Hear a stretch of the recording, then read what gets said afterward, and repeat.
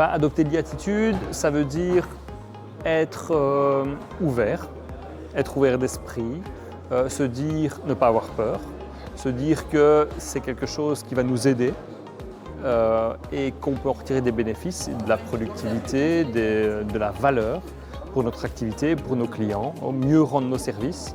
Alors adopter l'e-attitude pour moi c'est justement être ouvert à ces nouvelles technologies, identifier les outils qui me seraient utiles au quotidien et pouvoir vraiment les adopter, les utiliser au jour le jour pour améliorer à la fois ma productivité, ma créativité, mon travail au quotidien. Donc l'e-attitude, c'est vraiment le mélange entre l'IA et le côté humain.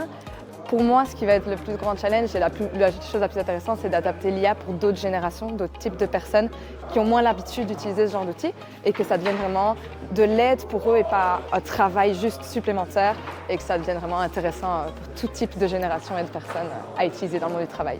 Pour moi, l'e-attitude, c'est vraiment partir du principe que les outils sont là.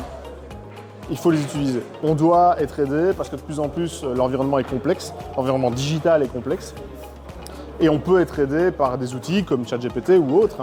Et ça peut augmenter notre productivité et surtout notre bien-être.